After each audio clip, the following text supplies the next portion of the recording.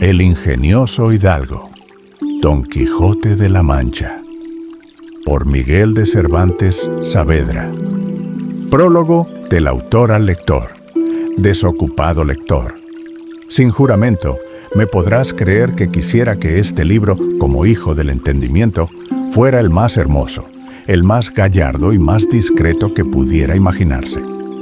Pero no he podido yo contravenir al orden de naturaleza, que en ella cada cosa engendra su semejante. Y así, ¿qué podrá engendrar el estéril y mal cultivado ingenio mío, sino la historia de un hijo seco, avellanado, antojadizo y lleno de pensamientos varios y nunca imaginados de otro alguno, bien como quien se engendró en una cárcel donde toda incomodidad tiene su asiento y donde todo triste ruido hace su habitación. El sosiego, el lugar apacible, la amenidad de los campos, la serenidad de los cielos, el murmurar de las fuentes, la quietud del espíritu, son gran parte para que las musas más estériles se muestren fecundas y ofrezcan partos al mundo que le colmen de maravilla y de contento. Ha acontecido que un padre tenga un hijo feo y sin gracia, y el amor que le tiene le pone una venda en los ojos que le parece hermoso y agraciado, y le cuenta por discreto, siendo necio, y por gallardo, siendo desgarbado. Yo, aunque parezco padre, soy padrastro de Don Quijote, y no quiero irme con la corriente del uso, ni suplicarte casi con lágrimas, como otros hacen, lector carísimo, que perdones o disimules las faltas que en este mi hijo vieres. Ni quiero que te canses en excusas, ni te pese de leerlo,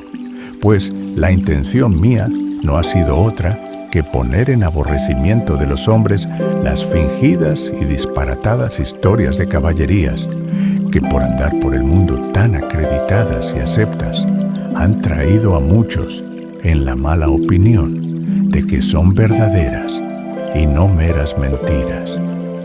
Lo que no he podido excusar es darte noticia de que este Don Quijote va engendrado en mi ingenio y nacido en mi entendimiento, y que, aunque me lo parece hijo seco, avellanado y antojadizo, no por eso deja de ser semejante a otros que los hombres han criado y que tienen por costumbre encomendar a la protección de algún príncipe para que los ampare y favorezca. Mas yo no quiero ampararme de otro más que del entendimiento de quien, sin mirar al autor, vea si el argumento de la obra es bueno y si está bien narrado. Y si esto fuere así, no me daré por mal pagado ni cansado de haber trabajado en este libro. Querría yo que fuera tan llano el estilo y tan natural el discurso, que al leerle no pareciese cosa soñada, sino que representase una verdad viva, y que, leyendo, el que leyere dijese: esto es verdad, esto me pasó a mí mismo. Y, en fin, lector amable, si algo bueno tuvieres en él, agradécele a Dios, que es de quien procede todo bien. Y si malo, échamelo a mí, que soy hombre y pecador. Y así te ruego que no desprecies a este mi trabajo, aunque sea pobre y ruin, porque no hay libro tan malo que no tenga alguna cosa buena. Capítulo 1. Que trata de la condición y ejercicio del famoso hidalgo Don Quijote de la Mancha. En un lugar de la Mancha, de cuyo nombre no quiero acordarme, no ha mucho tiempo que vivía un hidalgo de los de lanza en astillero, adarga antigua, rocín flaco y galgo corredor, una olla de algo más vaca que carnero, salpicón las más noches, duelos y quebrantos los sábados, lentejas los viernes, algún palomino de añadidura los domingos, consumían las 3 partes de su hacienda. El resto de ella concluían sayo de velarte, calzas de velludo para las fiestas, con sus pantuflos de lo mesmo, y los días de entre semana se honraba con su vellorí de lo más fino.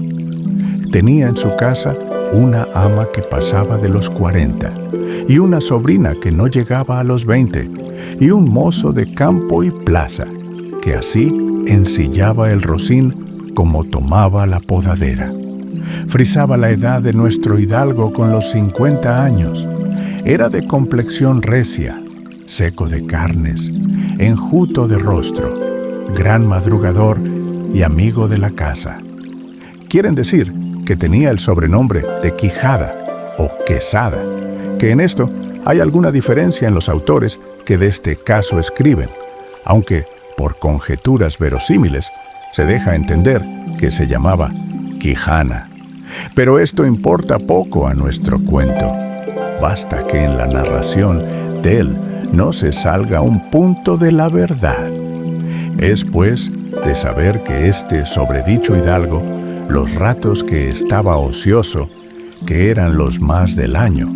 se daba a leer libros de caballerías con tanta afición y gusto, que olvidó casi de todo punto el ejercicio de la casa y aún la administración de su hacienda, y llegó a tanto su curiosidad y desatino en esto, que vendió muchas hanegas de tierra de sembradura para comprar libros de caballerías en que leer, y así llevó a su casa todos cuantos pudo haber de ellos. Y de todos, ningunos le parecían tan bien como los que compuso el famoso Feliciano de Silva, porque la claridad de su prosa y aquellas intrincadas razones suyas le parecían de perlas, especialmente cuando llegaba a leer aquellos requiebros y cartas de desafíos, donde en muchas partes hallaba escrito: la razón de la sin razón que a mi razón se hace, de tal manera mi razón enflaquece, que con razón me quejo de la vuestra fermosura. Y también cuando leía: los altos cielos que de vuestra divinidad, divinamente con las estrellas, os fortifican y os hacen merecedora del merecimiento que merece la vuestra grandeza. Con estas razones perdía el pobre caballero el juicio y desvelábase por entenderlas y desentrañarles el sentido, que no se lo sacara ni las entendiera el mismo Aristóteles, si resucitara para solo ello. No estaba muy bien con las heridas que don Belianís daba y recibía, porque se imaginaba que, por grandes maestros que le hubiesen curado, no dejaría de tener el rostro y todo el cuerpo lleno de cicatrices y señales. Pero, con todo, alababa en su autor aquel acabar su libro con la promesa de aquella inacabable aventura, y muchas veces le vino deseo de tomar la pluma y darle fin al pie de la letra, como allí se promete, y sin duda alguna lo hiciera, y aún saliera con ello si otros mayores y continuos pensamientos no se lo estorbaran. Tuvo muchas veces competencia con el cura de su lugar, hombre docto, graduado en Sigüenza, sobre cuál había sido mejor caballero, Palmerín de Inglaterra o Amadís de Gaula. Mas maese Nicolás, barbero del mismo pueblo, decía que ninguno llegaba al caballero del Febo, y que si alguno se le podía comparar, era don Galaor, hermano de Amadís de Gaula, porque tenía muy acomodada condición para todo, que no era caballero melindroso, ni tan llorón como su hermano, y que en lo de la valentía no le iba en zaga. En resolución, él se enfrascó tanto en su lectura que se le pasaban las noches leyendo de claro en claro y los días de turbio en turbio, y así, del poco dormir y del mucho leer, se le secó el cerebro, de manera que vino a perder el juicio. Llenósele la fantasía de todo aquello que leía en los libros, así de encantamientos, como de pendencias, batallas, desafíos, heridas, requiebros, amores, tormentas y disparates imposibles, y asentósele de tal modo en la imaginación que era verdad toda aquella máquina de aquellas soñadas invenciones que leía, que para él no había otra historia más cierta en el mundo. Decía él que el Cid Ruy Díaz había sido muy buen caballero, pero que no tenía que ver con el caballero del Febo, que de solo un revés había partido por medio de fieros y descomunales gigantes. Mejor estaba con Bernardo del Carpio, porque en Roncesvalles había muerto a Roldán el Encantado, valiéndose de la industria de Hércules cuando ahogó a Anteo, hijo de la tierra, entre los brazos. Decía mucho bien del gigante Morgante, porque con ser de aquella generación gigantea, que todos son soberbios y descomedidos,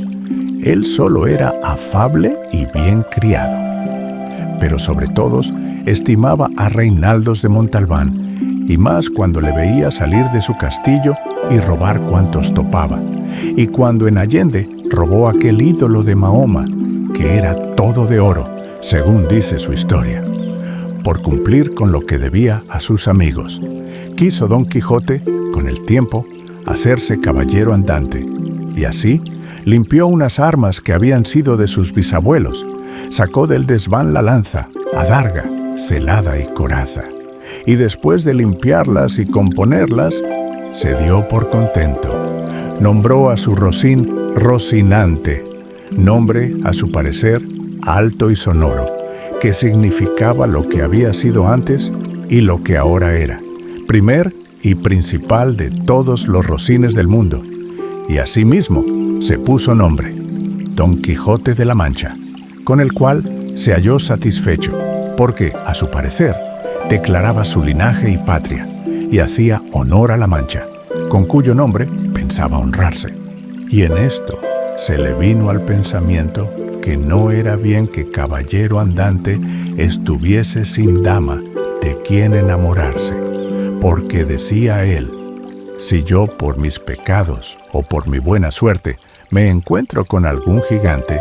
y le derribo de un encuentro, o le parto por mitad, o, finalmente, le venzo y le rindo,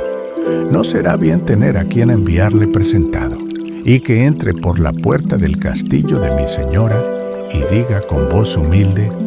yo, señora, soy el gigante Caraculiambro, señor de la ínsula Malindrania, a quien venció en singular batalla el jamás como se debe alabado caballero Don Quijote de la Mancha,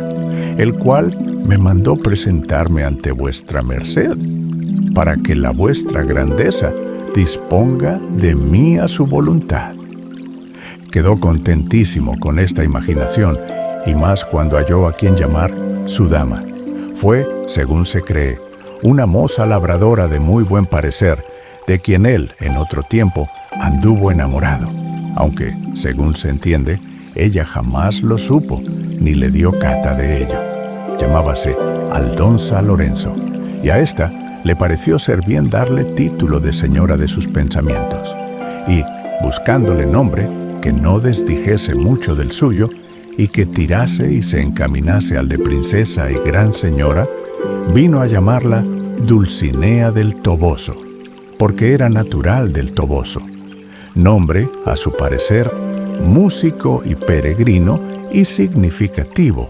como todos los demás que a él y a sus cosas había puesto.